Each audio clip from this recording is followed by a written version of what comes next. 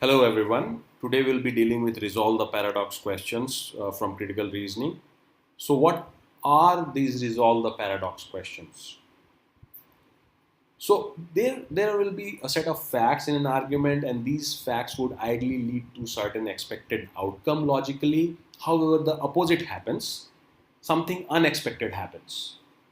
Something which is an apparent contradiction or a surprising result, right? Instead of the expected outcome, something opposite happens, right? So this is where resolve the paradox problems come in.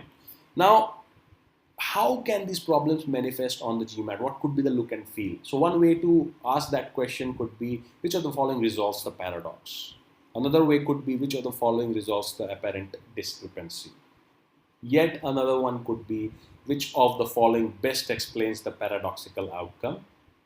Or which of the following explains the situation, whatever that situation is? Or which of the following explains the apparent contradiction? Now, how do you go about such problems? So, what are we expected to do when we see these kind of problems? So, first things first, you need to identify that surprising or unexpected result. And you need an explanation that completely justifies why the surprising thing happens. And this explanation has to be a new consideration. It has to be brought from outside the realm of the argument. And this explanation, that correct explanation that you bring in, has to be consistent with the premises as well as the unexpected outcome. The correct explanation cannot interfere with the veracity of the premises as well as the unexpected outcome. An important thing to note here is that if the explanation were already present within the argument, right, then the result, the outcome would no longer be surprising, right, because that is being supported by that explanation, right? So there is nothing to look for explanation, right? So since none of the facts within the argument can explain the apparent contradiction, the correct explanation must always be brought from outside the realm or the boundary of the argument. Very important point. Okay, so let's take a small example to understand this. Let's take a small paragraph. During the last 3 years, City X has witnessed a twofold rise in office going population during the weekdays. The roads of City X are narrower than roads in other cities of the state. However, the average time taken by people in City X to commute from home to office has reduced by 20%. Okay, so the first premise is that in City X there has been a twofold rise in office going population during the weekdays. Okay. The next premise is that the roads of City X are narrower than roads in other cities of the state. So, if we look at these two premises, what they're leading up to naturally, so the expected outcome seems to be that the roads will be now more cramped up, traffic will be more, and it would take people more time on an average to make it to their offices. This is what the expected outcome looks like, right? However, the opposite happens. The surprising result that can be seen in the passage is that it takes people actually less time to commute to their offices. Now, what could possibly explain this surprising result?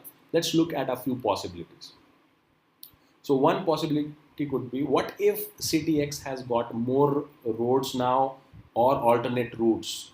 So, if there are more roads or alternate routes, more people can actually evenly distribute across these routes, right? Thereby making the traffic smoother, right?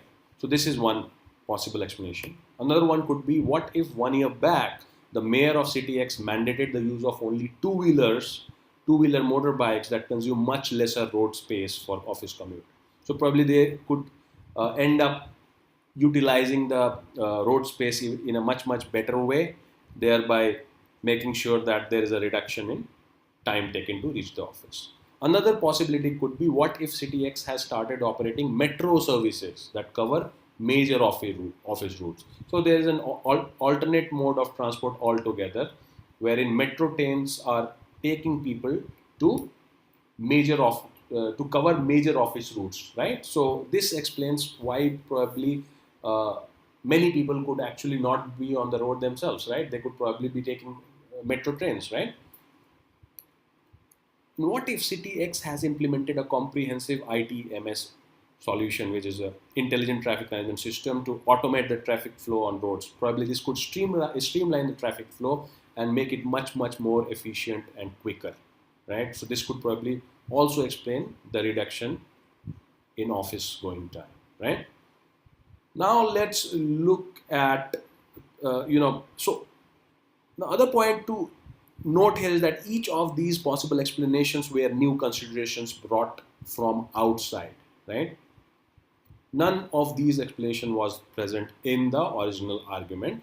And the second thing is that each of these explanation does not interfere with premise or with the unexpected outcome. The premises as well as the unexpected outcome will still hold even in the presence of these possible explanations.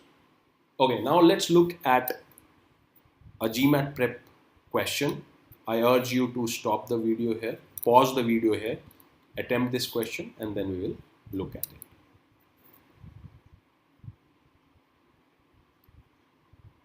Okay, so the question prompt clearly says which of the following, if true, most helps to explain the increase.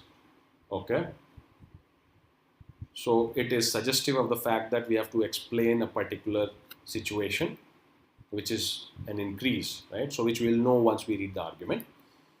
So the argument goes like this: when a new restaurant, Martin's Cafe, opened in Riverville last year, many people predicted that business at the Wildflower Inn, Riverville's only other restaurant, would suffer from the competition.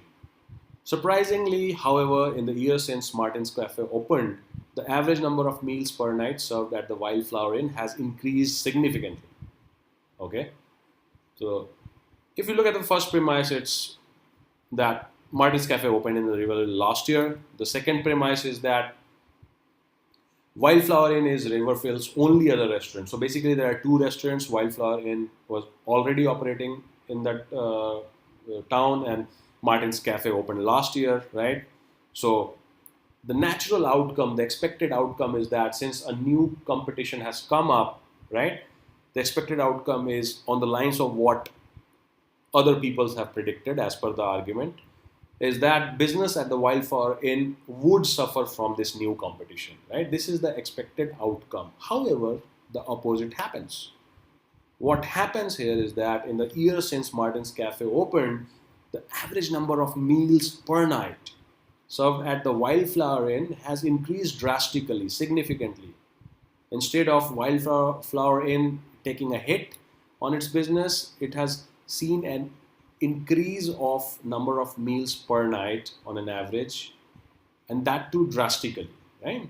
Now, what could be possible explanation for this surprising? So first thing to understand here is that how can we explain this difference? First thing is that you must take a back seat and realize that we need a new info. That explanation has to be a new info that has to be directly connected with the opening of Martin's Cafe, right? Because when the Martin's Cafe opened, this thing happened. So it has to be connected with Martin's Cafe. If the explanation that does not connect with Martin's Cafe is not going to help us. And so we should think that as to what started happening differently when Martin's Cafe opened. Let's think about a few possibilities. First possibility could be, what if Martin's generated more new demand over and above what was being generated by Wildflower Inn already, but this generated demand is not being met fully or catered to fully by Martin's, right? Obviously, these remaining people, the extra demand which is not catered to by Martin's could be catered to by Wildflower, right? So this one probably explains. Now, another possibility could be, what if Martin's opening caused Wildflower to become more competitive and increase its marketing focus. So if Wildflower now increases its marketing focus, it could probably draw in more customers, right? So this could probably explain. Now, what if Martin championed the overall restaurant market in the region, right? That benefited all the restaurants, right? So Martin did something revolutionary or did do something which basically made people to go to restaurants more, and in general it also benefited Wildflower. So that could also be a possibility, right? Now let's look at the answer choices one by one. The first answer choice is, unlike the Wildflower Inn, Martin's Cafe serves considerably more meals on weekends than it does weekdays. Now, this is an irrelevant answer choice because it does not matter whether, like, how many meals are served on weekends versus weekdays, right? It does not matter. The split between weekends and weekday is of no use to us. So this is completely wrong. This is not even addressing the issue at hand. Okay. Second option, most of the customers of Martin's Cafe had never dined in Riverville before this restaurant opened. And on most days, Martin's Cafe attracts more customers than it can seat. Okay, so basically what it's saying is, so most of the customers of Martin's Cafe are new customers, right? Over and above what who were coming to Wildflower, because they have never dined in Riverville. So basically, this is new demand coming in, more demand, new demand coming in, right? And it, on the second half of this option, it says that on most days Martin's Cafe attracts more customer than it can. So basically, Martin's Cafe is not able to completely cater to the demand it generates. Now this is the kind of, so this is on the lines of one of the predictions, the first prediction that we made, right? That there could be more new demand which would not be catered by Martin's Cafe. So this looks good because then the remaining people who are not being catered could probably go and dine at Wildflower. And this is what happens also, right? Imagine you go out with your family on a dinner to your beloved restaurant, but you find out that there is a lot of waiting time and about 45 minutes, 1 hour waiting time. Now when you move from there, your idea is not to go back to home, right? You seldom do that. You would probably go to your next best restaurant or next second favored restaurant and have your dinner anyways, right? Rather than going empty stomach to your home. So this looks good. Let's move on and look at other options. The profit per meal is higher on average for meals served at Martin's Cafe than for those served at Wellflower. So the profit per meal is not even our issue at hand, right? We are not looking at profit per meal for meals served at Martin's or at Wildflower. And what we are concerned about is the number of the business of Wildflower in growing, right? In terms of number of meals being eaten over there, right? So choice C is again an irrelevant choice. So you can cross that off. Next option. The Wildflower Inn is not open on Sundays, and therefore Riverville residents who choose to dine out on that day must eat at Martin's Cafe or go to neighboring towns to eat. Okay, one particular day's incidents cannot have a cannot have impact on, or should not be seen as having an impact on Wildflower's meals per night. In fact, even if it does, it will have a negative impact on Wildflower Inn, but the surprising result is in favor of Wildflower Inn, not against it. So, in both ways, choice D is not going to be correct. So, you can strike this off. Next choice is, a significant proportion of the staff at Martin's Cafe are people who formerly worked at Wildflower Inn and were hired away by the owner of the Martin. It does not matter where the employees worked and what their past experience was, where did they work, their history of employment. All these are completely irrelevant to the issue at hand. In these questions, it's pretty important to hold on to the issue at hand and not get deviated by the answer choices, right? So this is also completely wrong. So the correct choice is, as it stands, is choice B.